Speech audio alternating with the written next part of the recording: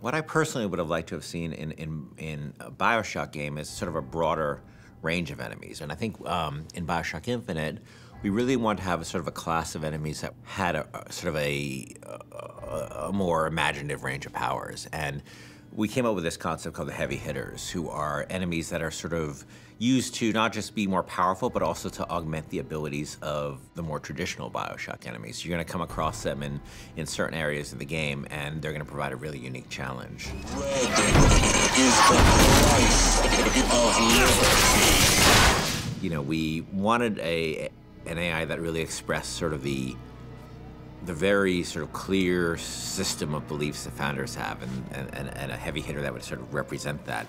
And the Motorized Patriot is sort of the embodiment of that. And they came up with this idea of this creepily motorized, like Hall of Presidents animatronic George Washington. It was specifically the face, specifically this weird, like, porcelain child dolls, you know, poor rendering of George Washington.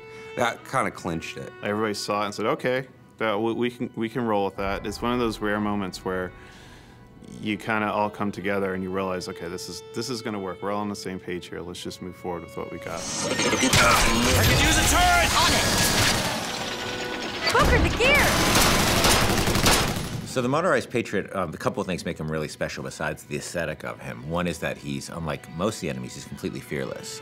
He doesn't have a sense of self-preservation, so he'll just keep coming at you and coming at you and coming at you. You know, despite the fact that you face many different kinds of enemies in this game, you clearly can't reason with this one. He's just gonna keep coming forever, you know? He is sort of a clockwork Terminator. The other cool thing about him, he's got this Gatling gun called a peppermill. But once you destroy the Patriot, Booker can actually go pick up the peppermill and actually use it as a heavy weapon. And that's the only place he can get it, was from a destroyed Motorized Patriot. I mean, I also like that, you know, as he starts to take serious damage, his head he actually loses the Washington mask, and it reveals his sort of metal skeleton underneath.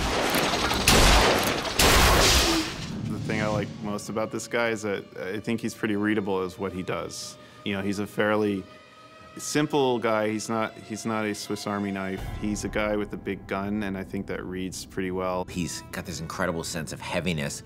He's relentless, and just hearing sort of the things he's saying is both funny and kind of terrifying. But he's, you know, a deadly, deadly enemy.